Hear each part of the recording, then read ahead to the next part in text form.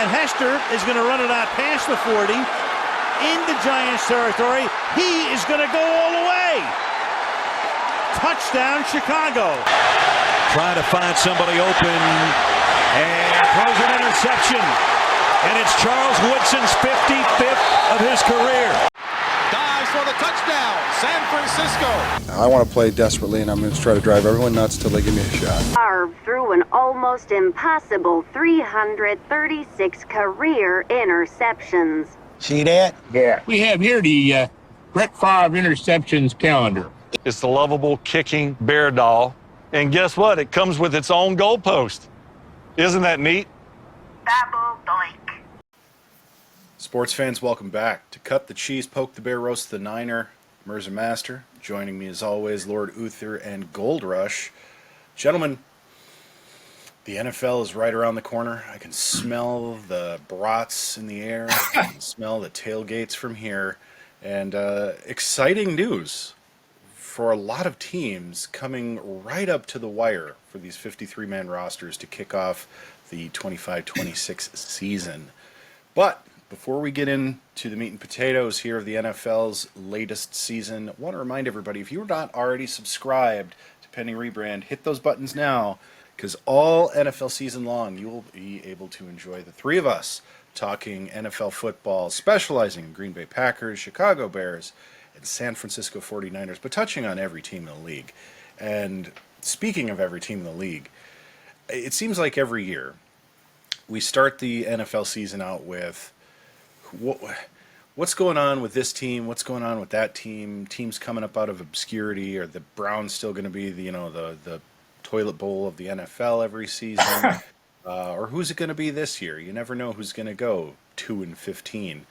But I want to kick it off here actually with our Lakeshore Drive resident here, Lord UTHER, the Chicago Bears. Let's just say they're not making headlines, but they've made a lot of moves. So what's going on in Windy City? Well, that's a great question. Oh, all right. I think it's another season of eternal hope, right? I mean, just the idea that we won our last two games, watch out. We had a shutout in the preseason, right? We beat the perennial Super Bowl winners in a preseason game, and it's just a city that believes that we're going to be at the top of the division. Actually, it's very split. I would say either people think we're going to take the division or we're going to wind up in last place. I don't think there's really kind of any in between there. Believe it or not, at one point they were calling for Tyson Bagent to try and start. There were some people trying to make that argument because he got that. Yeah, I know, because he got that deal. That was some local sports talk that was happening. Sports talk radio down there. It's just it is. It's pretty incredible to say. I can't even get it out of my mouth there. But my thought here is, especially looking at the division,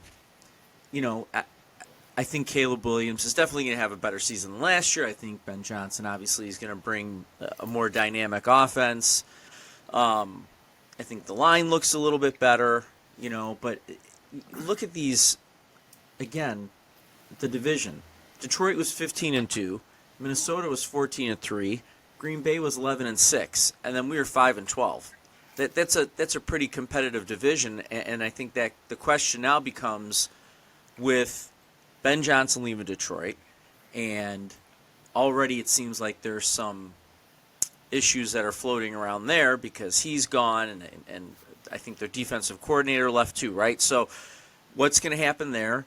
And then kind of leading right back to you, this trade, a lot of experts are saying that this just made the Packers Super Bowl contenders by getting Mr. Parsons. So, what are your thoughts there?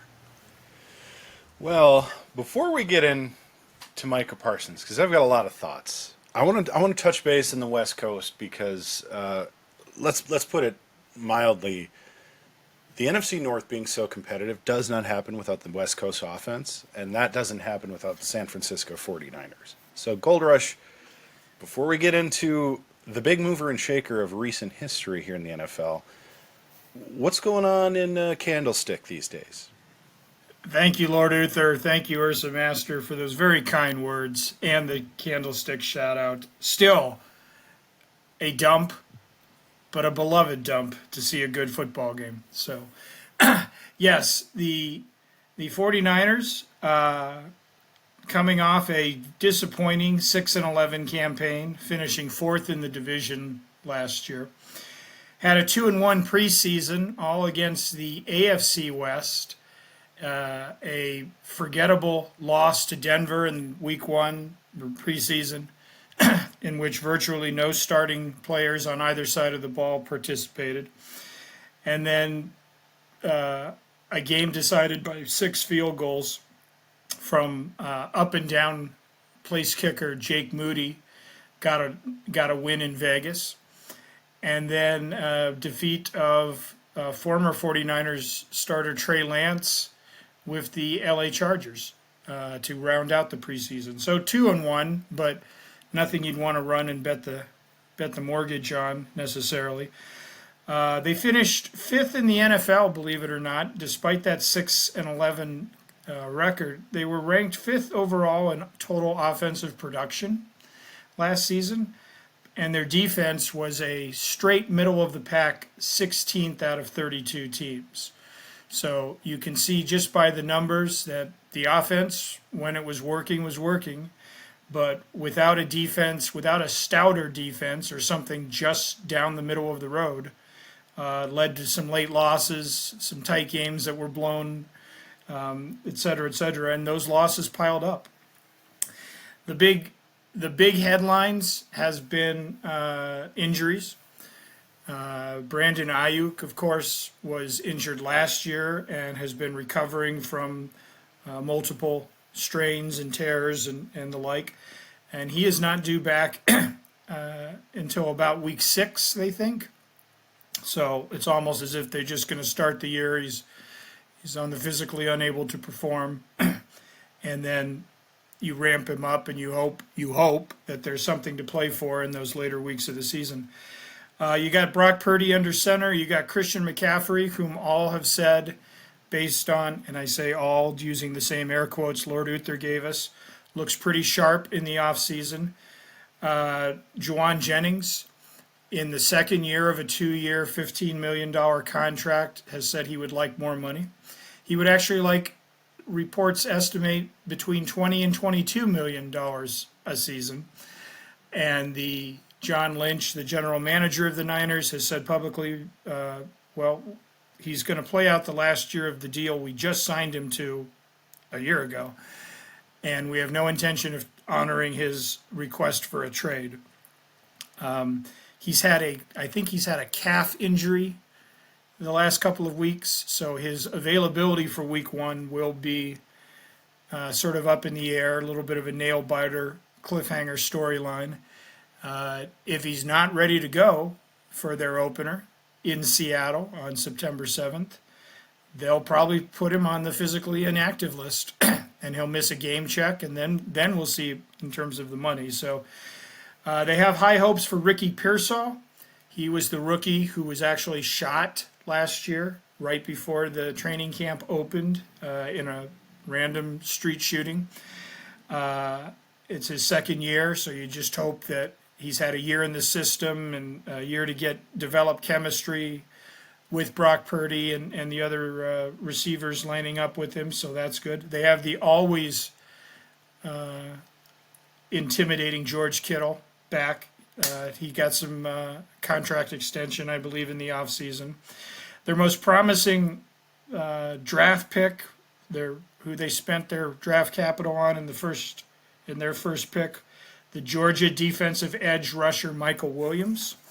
Again, they're hoping he will line up alongside Nick Bosa, but as he becomes acclimated to the pro game, they also went out and signed Bryce Huff from the Philadelphia Eagles. Huff was an Eagle with a 3-year, $51.2 million deal after demonstrating his prowess as a New York Jet. But it looks like they had buyer's remorse. They weren't getting nearly the production that they thought they were paying for. Niners worked a trade for a mid 6th or 7th round pick and have Bryce Huff now as well. So hopefully some depth on defensive edge. They also went out and got some help on the offensive side. They made a trade with the Washington Commanders for Brian Robinson Jr. Now you have Christian McCaffrey as just sort of a run through a brick wall kind of running back. I think Brian Robinson's game has always been between the tackles. Last season for the Commanders, he had about 799 total yards and 8 touchdowns. So fantasy numbers weren't too bad if you're into that kind of thing. And he's 26. So you've got, some young legs. You've got somebody that could give McCaffrey, maybe a break on 3rd and 2 or something if that's what you were looking for. Apparently, in the passing game for the Commanders, he wasn't really a factor necessarily. So perhaps McCaffrey will be the one on the wheel routes and as the safety valves when the pass rush gets to Purdy. They also picked up a couple of receivers because of Brandon Ayuk and Juwan Jennings' uncertainty. They picked up Sky Moore, who had some buyer's remorse apparently with the Kansas City Chiefs. And they just picked up in the last week and a half Marquez Valdez-Scantling from the Seahawks. So you got a couple of guys who weren't necessarily making waves in their former teams, maybe a change of uniform, change of scenery, new teammates. Why cut Tariq Owens, though? I mean, you could have had him, and you could have had Brendan Rice because the Chargers cut him, and now the Niners. Second generation, you're absolutely right. I mean, Tariq Owens, he had a standout touchdown, I believe, in the Chargers game, last preseason game there. I mean, it can get complicated. Like, it's kind of like when you have a star high school player or something and it comes with baggage. I don't know if having Terrell Owens, who still thinks he can play in the NFL, I don't know if they wanted that weekly thing on a podcast or something saying, my kid should be playing more. How come Brock Purdy's not throwing to my son? I would love that, but yeah. Right. I mean, if you've ever coached Little League or high school sports or junior high sports, you probably have come across that archetype. And, the way these injuries can come, the Niners had cut some guy on Monday this past week, and then on Wednesday morning he was back on the practice squad. So it can be a revolving door. Basically, I think last year the biggest disappointment was that people felt, barring injuries and the like, that the 49ers would be, again, in a postseason player. Maybe not a Super Bowl title winner, but definitely in the playoff mix. And they fell far short of those goals. I think the schedule overall, if you look at their 2025 schedule, sure, they have some NFC West, divisions, opponents, the Rams, the Arizona Cardinals, the Seahawks. They'll always give them good games. But the non-division schedule, there are winnable games on here. If the 49ers were to remain healthy, if they played to the top of their potential and the back of their football cards, they have games with Carolina, at Cleveland, at Indianapolis, at the New York Giants, et cetera, et cetera. Jacksonville, that's always an enigma. At New Orleans. I'm kind of looking forward to a late December matchup on primetime with the Chicago Bears. That's just after Christmas and just before New Year's. So that will be a good one on Sunday night NBC, presuming they don't flex out of it. And then the at Tampa is always interesting. And then at Houston will be interesting. And so forth. Houston's one of those teams that for a couple of seasons now people think, yeah, they're on the rise. And then they run into a Buffalo or a Cincinnati or some team like that. And then they say, wait till next year.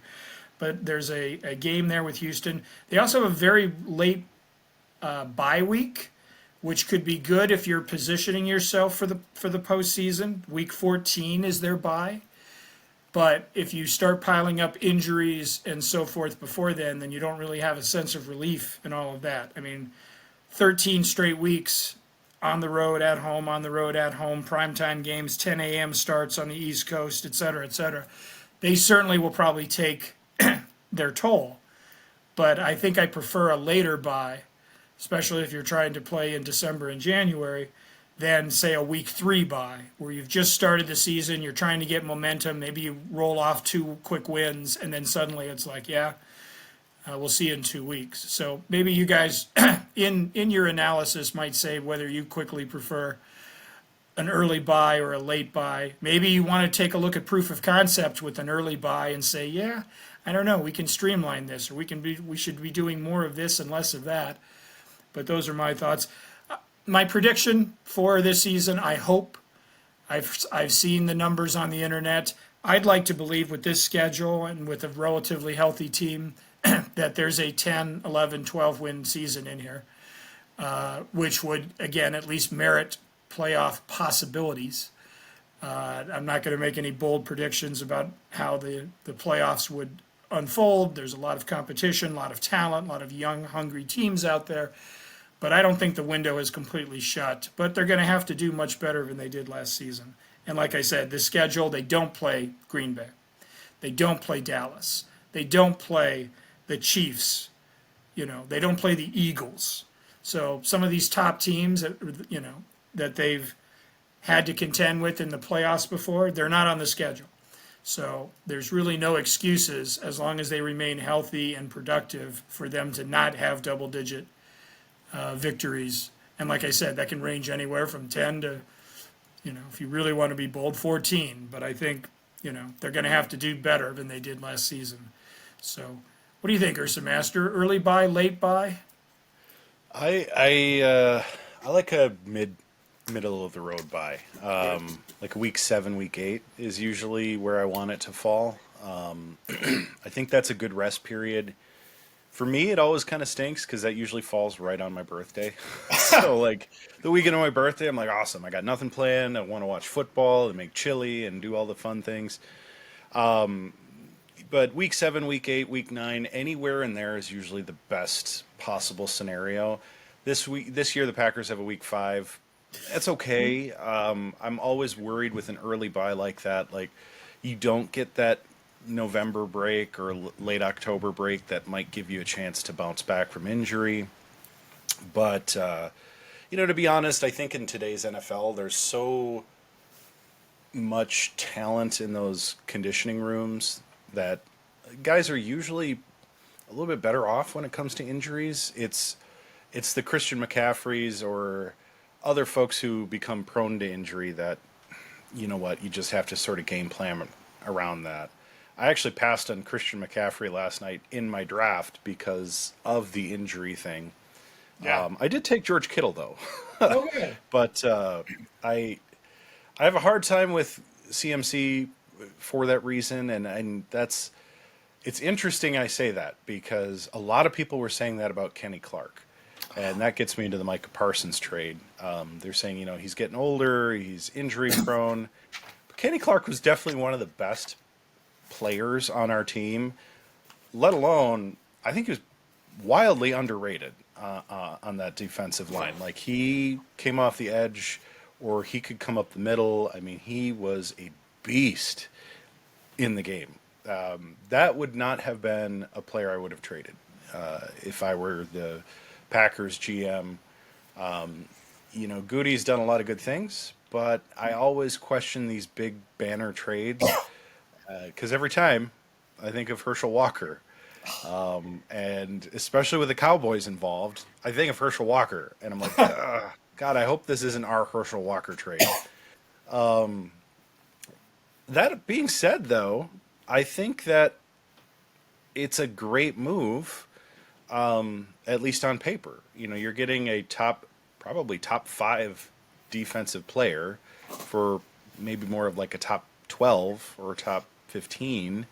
But still, I think about the attitude Micah Parsons has had, and I know a lot of players are disgruntled in Dallas because of Jerry Jones and it's Dallas. I mean, just every Dallas. year they're supposed to go to the Super Bowl every year, and their fans are like Chicago fans. Every year is their year, which is great. I nothing against Cowboys fans. To have that belief in your team unwavering every single year is admirable. Like I Detroit fans, Cleveland fans, Chicago fans, Dallas fans, I won't take anything away from them because they are true believers.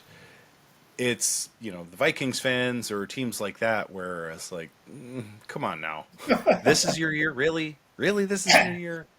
I didn't think they were going to get Micah Parsons. I'd heard a couple months back that they had some interest. I'm like, I don't know. Like, that seems like, it seems like the trade capital they'd have to offer would be way too much. And I do think that, like, you're arguably your best defensive player and 2 first-round picks. Granted, they're over 2 years, but 2 first-round picks for a guy that, like, yeah, you know, it is the Cowboys. Like, think about the division they're in. For him to get all those sacks, like, I worry a little bit that he's got some fluffed numbers because you're playing the Giants and the Commanders every year. You know, his real test has been Philadelphia, which he's done fine against Philadelphia, but so have we. So is Kenny Clark. So what's the real upgrade there other than, you know, the headline and then all the money they had to give him, like 35-ish million per year guaranteed? That's a lot. I mean, that's a lot of money. And I think it's 188 million over 4 years. Yeah. Now, granted, you got a 4-year contract, so I don't know where Kenny Clark was at in his. He was probably coming due, so a trade may have made sense because he would have commanded similar money for sure at the end of this year. And who knows what happens there. But then I think about guys we are keeping, like Christian Watson, who starts the year on the PUP list, who's pretty much spent most of his, first 3 years now injured, most of it. You know, he's had 1 or 2 games where he's made a big splash, caught a couple of big touchdowns from Aaron Rodgers. I think maybe made a little bit of an impact last year, but that's a guy that, you know, probably is going to want big money and is not going to be worth it. I mean, so why not trade him? You know, why not? I mean, granted, they're going to want an edge rusher, you know, for Micah Parsons. It's a huge blow to their defense, but why not try and trade somebody who isn't as big of an impact player? And who knows? Maybe they tried. You never know what goes on in those back rooms. I think looking at our schedule, I don't want to say we have an easy schedule, but it's definitely got very few points where I feel like that's going to be a tough game. I think hosting Detroit is going to be a tough game.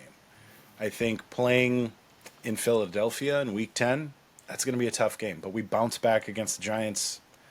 That, unless the Giants have completely transformed by Week 11 this year, that should be a winnable game.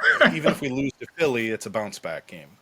But then we host Minnesota, and you're getting late in the year, and Minnesota tends to get hot, not in December, but like in November tends to be their hot month. And if we lose at Philly and then somehow fumble it against the Giants and then lose at Minnesota, and then we have to go to Detroit, host Chicago, you know, Denver I think will be a winnable game, but then we have to go to Chicago in December and then finish up in Minnesota at the end of the year. We have a Baltimore game in there too, which that's going to be a tough game. It's a pretty medium heat schedule. And I'm just looking at the roster right now. I think we have good depth at running back, but I'm worried about our receiving corps. We have 6 active wide receivers, Watson on the PUP list. We got 3 guys on, not injured reserve, but practice squad. One is McCole Hardman, which I think is a really good dude to have on your practice squad. I think that's probably the best move they've made in a while. But I don't know. I worry about those receivers. I mean, yes, we've got Tucker Kraft, Luke Musgrave, and a couple of other good tight ends in Sims and Fitzpatrick, but we're really betting heavy on the defense. And I'm an offensive guy. Like, I know Jordan Love's going to have a great year. Even if it's just a middling year, it's going to be great compared to most quarterbacks. He's going to be 27, though, and the 27 club in Green Bay is big. That's Favre's Super Bowl. That's Rodgers' Super Bowl. Of course, they're going to start talking, is Jordan Love going to win the Super Bowl this year? I think it's too early to tell, obviously, but I think if you look on paper, this year looks a lot like last year, where we could win a lot of season games, but getting into that postseason is where we're going to, really get gut checked if we don't win against Philly and Baltimore. And, I really do think we got to beat Minnesota and Detroit. We got to sweep. If we don't sweep the division, I think we have a really tough time in the postseason regardless. If we split it with the Bears or split it with the Vikings, and sweep everybody else, that's okay. I think we'll get by. But there's something different about a Packers team that wins the division, sweeps the division, and goes like riding real high into that postseason. I don't know that I would want the number one seed because we tend to have done poorly at the number one seed in the past.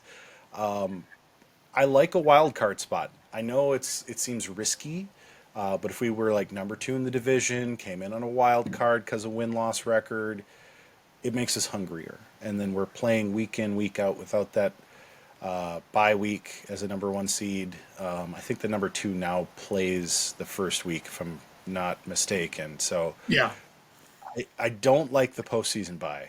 That is the one thing where I'd rather not have it. I like the guys to stay at the grind. I know the whole rest mentality, but it's the same reason why I don't want to rest guys in the last game of the season, even if we've locked up a spot in the division and whatever. Play it out. Those guys need to keep reps up. You got to stay warm. You got to stay loose. Yeah, I think statistically speaking, guys tend to get hurt in that last game, but I don't know. I think this is going to be a big year. I don't know. I'm not going to predict Super Bowl. I'm not as bold as Brett Favre. But I would say we have a very likely shot at a postseason spot, given the schedule, given the roster moves, just given the level of talent we have on the team. And a lot of the guys are the same. They've played together. The coaching staff's been together. There's going to be a lot better rapport. I didn't even watch the preseason because, quite frankly, that's just practice. I stopped watching when they stopped playing 4 preseason games because most of the starters didn't play. There was very little actual roster. They're evaluating roster spots. It's no different than a scrimmage match. I'd rather go to a scrimmage and watch in person, whereas I'd rather watch the regular season on TV. Not that I don't love sitting in Lambeau, but there's something to be said about the comfort of your own home, being able to eat your own nachos.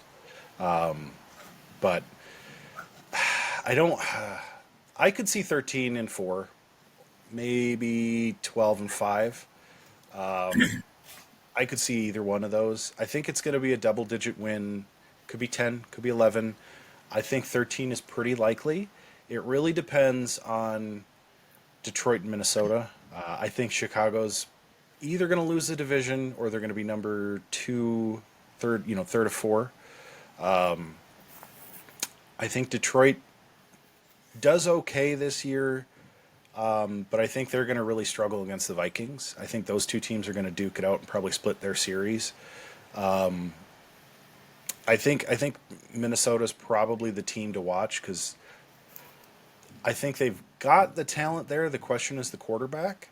But I feel like with the players they've got in the receiving core and they've got a great running back system, I got to say it, I think they're going to be the ones the Packers have to worry about for winning the division. But again, if we don't win the division, I think we'll be fine. We're still going to get into the playoffs. I'd love to see us win the division, but it's not critical to me. I think the Bears are going to do better than people think. But I think either one of the 3 other NFC North teams is going to absolutely collapse at some point in the year, and they're going to be the ones who lose the division. Whether that's Minnesota about week 7, 8, they start going on a losing streak, and they can't, whether a quarterback goes down or Justin Jefferson goes down or something, like somebody's going down on those teams, or they're going to just start pitfalling and mentally not be able to bring themselves back from it. I could say the same for Chicago. I could say the same for Detroit. think it's a little less likely for Detroit. I think Chicago might be the one that does it as well, but then kind of dukes it out for that number 3 spot. Chicago late in the year is just good. They're just a good team in December. Whether they're a good team that year or a bad team, that's a tough defense to play. So that's my thoughts. Lord Uther, what's your prediction? That's why I think the first 5 games are critical, because they have the week 5 bye. So they go Vikings, Lions, Cowboys, Raiders, Commanders. So that's a tough opening 5. I mean, if you don't come out of that, like, you got to come out of that 3-2. If you come out of that, 2-3 or 1-4, that's it, game over. And to your point, I was going to say, J.J. McCarthy is the X factor, in my opinion, in Minnesota. And I think when we play those first 2 teams, I think we got to go 1-1. If we go 0-2, we're in trouble. And I think going against the Commanders will be another good test. Cowboys don't worry me. Raiders, even though Pete Carroll's out there trying to tackle his own players during practices, and they had to trade for Kenny Pickett. I'm not too worried about them. But I think we have to come out on the positive side there at, like I said, a 3-2 or somehow a 4-1. But I think making the playoffs would be a big deal this year. And I'll say this: if we come out of those 5 games, again, 2-3 or 1-4, that's when I think you're going to be hearing the Caleb Williams is a bust and blah, blah, blah, because no one has patience to let someone develop. And maybe he needs a year or 2 under Ben Johnson to really hit his maximum potential. Because I can't fault the guy at all for last. It just can't. It's not his fault. So that's where I'm at with that. If we make the playoffs, to me, that's a huge win. And I might go 50-50 we make the playoffs. Gentlemen, a couple of quick observations based on this scintillating NFL analysis. This one's just a quickie. Would you like to have a fast start and start 4-1, 5-1, and then basically just plateau the rest of the season, heading into the postseason perhaps because of your fast start? Or, counterintuitively, would you like to have a little early season stumble, maybe start, as Lord Uther says, 1-3 or 1-4, and then suddenly get white hot with total momentum rolling into December, the team nobody wants to face? Honestly, just as your preference, would you rather start great in September and then basically be, middle of the road by the tournament, or would you rather have something, maybe a slight disadvantage or a hole to dig out of, and then suddenly, like I say, you start putting together your winning streak after Thanksgiving, and then suddenly it's like, whoa, watch out. You always want to go in hot. Okay. I think you want to go in with the momentum into the playoffs. And didn't you just describe the Packers last season? I feel like that was the Packers, pretty much, who no one wanted to play in the playoffs because they figured it out, towards the end there, and no one wanted to go against them. So I always think you want that momentum, because that means you figured out your. What was that? Injuries had them dropping like flies. Right, yeah. Well, and I think it also shows, too, if you have that stumble and then you get hot, you figured out your problem, right? And you've corrected those major mistakes, whereas you start out hot and then you start stumbling and then people start, you start getting worried, things like that. To me, you stumble a little bit, you figure it out, you go on a streak, and then you've got the momentum going into playoffs. And I also hate first-round buys. When just coaching like that, I think is trying to be the coach is awful, because you need, to your point, you need to be sharp going in, like going past that first round. Even if you're going to stomp someone, your players are still getting on the field or they're getting on the court. And in game situations, you can't replicate that in practice. You just can't. So you take a risk that someone might get injured. But what's the real possibility of that, right? Get your guys in there for a couple of plays, play them less minutes, but get them into the game situation. Don't sit them. I feel that way at the end of the season, too. Unless you're out of it, don't sit your players. Yeah. And that's where I'd say, if you're out of it in the last game of the season, I'd be playing my third and fourth. trying to evaluate like who's going to make the roster next year. Like your first and second string guys probably are going to be holdovers unless they retire or the contract's up and you're not going to pay them. You already know that probably by then anyway. I would rather start with a few gut checks early in the season within those first 6 weeks. Like I don't want to end up being 0-6 or 1-5 or even 2-4. Like if you're 3-3, that's not a terrible start to the season. It's not great, but I've seen the Packers go 13-3 before after like a 3-3 start. So I love winning early because I think it pumps up the crowd. You kind of get that for home field advantage, especially is like if you're undefeated at home, that's a big deal. And that's the one thing I would say is I'd almost rather go into the playoffs undefeated at home and be like a wild card, or even if we win the division, be like a 2 seed or a 3 seed, just because you do stay fresh. And if you're undefeated at home, chances are you're pretty hot late in the season, because usually teams have a couple of home games in December. So you going 2-2 in December is not ideal, but starting hot and then just being kind of middling by the end of the season, people see you as beatable, I think. But if you win the last like 4 of your 5 or 3 of your 4 or something, regardless of how the rest of the season went, you've put together a run. It might not be like the strongest like 8-win, November and December they've got on lockdown, even though they started 0-4 or something. Like I don't know. I don't want to lose. Like nobody wants to lose, but I'd rather lose early, and I'd rather have it be against like an embarrassing team, especially like you used to be Detroit, or the Colts, or Chicago when they were really bad, all those years.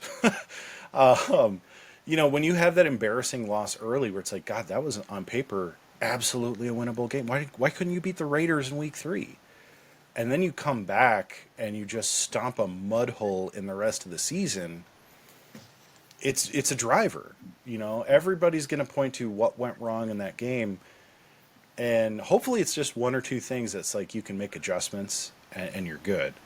But for the same reason why I dislike losing early games, I also dislike game plans, because they game plan out, I swear they game plan out like the first 10 weeks of the season. They're like, all right, the last 7 is when we're really going to open up the doors. The problem is, if you get punched in the teeth, and you're 0-5, you just start opening up the playbook. And that's where a lot of teams like the Giants tend to fail. And then you've got nothing left. So it's like, why hide anything? Why hide your trick plays? Why, because guys study film? I'm sorry, but if you're an executor, like, you could tell them the play on the field, like, hey, we're going to run the ball to the right. If you execute that play properly, you're going to be successful on that down. That's what Vince Lombardi did. I mean, they had 6 plays? They just ran the sweep. Then they ran it the other way. And then they'd throw it, to Max McGee over the middle. Like, the one thing I hate about modern NFL and the statistics-based sports culture is, at the end of the day, it's a game. And if you are good at playing the game, you can run any play you want at any time, regardless if they know your signs, your signals, your plays, and execute and still win. I think I hated this moment so much, but I'm going to bring it up because I think this is exactly what it is. Cam Newton and the Carolina Panthers against the Packers, they're going to throw a wheel route, and Clay Matthews sees the formation, goes, it's the wheel route, and he's like, hey, you study film? I study film too, and then throws a touchdown. We knew the play. They still executed on us. So my big thing, and I've seen Matt LaFleur do it, where he plays super conservative early in the season, and we get a couple gut checks. It's like, oh shit, we got to win the division, or we got to win the next 6 games, and starts opening up those plays and getting creative. It's like, stay creative the whole time. Don't let up. And Dan Campbell is great at this, and I know it's been boom or bust for him, but that's the reason why Detroit is as good as they are right now, is Dan Campbell's not afraid to run a double reverse in the first play of the game on the first season. or the first game of the season, first play of the game. Like, he'll run a trick play anytime. He'll go out on 4th down when it's 4th and 9. Like, you have to be a little dangerous in today's NFL. You can't rely on those statistics. I know everybody's going to argue with me on that, but it's not purely a game of math. Maybe in baseball, Moneyball works, and maybe to some extent it applies here. But there's something to be said about heart and soul of the game. This is why I love the NFL. There's passion. There are guys out there who are statistics guys who have, those guys in the locker rooms with notepads and notepads and notepads of every simulation they've run over the last 30 years, and they're like, I know this play works, and they work for Cleveland. I'm sorry, it's not working, man. It's not working. So, that being said, I think we're all looking forward. No, but if you fans disagree with URZAMASTER's somewhat anti-analytics rant, please light him up in the comments section. Let everybody know what you think. Are you one of those people that loves Apple TV that gives you that says you have a 17% chance of making a first down when it's 3rd and 4 and you're on the road, et cetera, et cetera? Go ahead. Put your comments in. Put your thumbs up, your thumbs down, your middle fingers. Make sure you let him know what you think about that. And then real rapid fire for primarily URZAMASTER here. URZAMASTER, really fast. Matt LaFleur, what would look like a disappointing season that might start to get the seat a little warm? And your biggest concern with Micah Parsons should not necessarily be his on-field productivity, but the fact that it appeared during his Cowboys tenure, and I say this as someone who played them a few times with the 49ers, Micah Parsons is just as much about Micah Parsons, the brand, the podcaster, the posting social media, smack talk in between and so forth, even on opponents that he's not even facing on the schedule. And so you're talking about culture and all of that. It feels like he is part of a new wave of athletes that is, I'm invested in Micah Parsons just as much as the person whose jersey I'm wearing. And I don't know how that would play in a Green Bay culture that, is always team first, family first, the fans own the team, et cetera, et cetera. So that's something to look at there. But what would Matt LaFleur have to do this season for next season for people to say, you better start winning again? Is it missing the playoffs? Is it another quick first-round exit? I mean, obviously a 6-11 campaign is not going to do any wonders, but what do you think? Oh, I think it's either a losing season or, not making the playoffs, even if it's a winning season. I think we have to make the playoffs. That's the expectation. And I think on paper, there's no reason why we don't. But I think I don't think he's in the hot seat like, this is your last year if you don't win. Right. I think it's more of like, geez, what's going wrong in Green Bay? And nobody wants that talk either. Even if they're like not calling for anybody's job, just the mental stress of what's going on in Green Bay that's a tough one to shake. Because then you start to question everything. If it's just you on the hot seat, I feel like a person can deal with that. Bill Belichick did it. Every coach probably has done it at one point. Dan Campbell for sure. That's where I think it would be. Matt LaFleur's got the hearts and minds of Green Bay fans. I don't think they're so easily swayed, but I do think a losing season especially. We missed the playoffs. It depends on why. If it's a lot of injuries, they'll be like, what were we going to do? But if it's like, gosh, there's really no excuse here, the play calling was bad, then yeah, I think there's a little talk about what's wrong. The Micah Parsons thing, though, that's to me more interesting because it is an odd cultural fit. I know he and Jordan Love are friends. Like, they get along really well. And I think that I've seen this with a lot of other players with big personalities and maybe off the field antics that have not always met the criteria of a Green Bay person. Green Bay has a way of changing players. I think back to like Corn Robinson. That guy was troubled off the field. When he came over from Minnesota, I don't think anybody wanted him. And he had a really good sort of breakout performance with us for a few games there. And that could have been Brett Favre. I mean, Brett Favre made everybody look good. But I think a lot of players like that with off the field issues or personality conflicts with what, Green Bay's wanting. They come here and they just mellow out. It's a different pace. It's a different culture. It's football to its core and it's passionate, but it's not so. I don't know.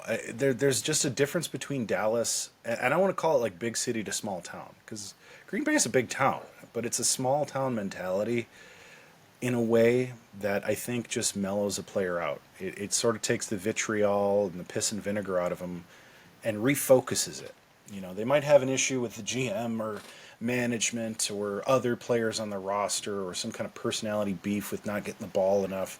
And they come to Green Bay and it's like, hey, this is your expectation. You're signed on. I don't care what we paid you. I don't care what your contract looks like. You're going to deliver. You deliver, you'll be everybody's hero. Everybody's going to buy your shit. Everybody's going to watch your podcast. The fans will love you forever. Look at all the stuff Brett Favre has done. And there are still a lot of Brett Favre fans. And I'm just talking like football-wise. You start adding in the other stuff outside of football, people still love Brett Favre. People still love Aaron Rodgers despite all the things he's done, moving teams off the field. Don't get me wrong. I have beef with some of that stuff, but as a player, still love those guys. Always will. And that's not true of a lot of teams. A lot of teams will drop you like a hot sack of potatoes, and I think that has something to do with what changes those players when they get here. I fully anticipate Mike is going to be a big personality, but I think it's going to be for the better. I think that's going to give us a little bit of edginess, a little bit of flair that, quite frankly, is going to maybe pay off in the long run. There you go. Yes. All right. Well, with that, NFL fans, we have cut the cheese, we've poked the bear, we have roasted the Niner, and we're moving into week 1 of NFL regular season action. Don't miss a game. Recap by subscribing to us here on Pending Rebrand. If you're a YouTube TV subscriber, you can watch all those NFL games. But if you don't want to pay that $80 a month, you can always hang out with us right here every week, recapping the best in the NFL moments, especially if you're a Bears, Packers, or 49ers fan. Thank you again from all of us, and I think it's safe to say we're ready for some football.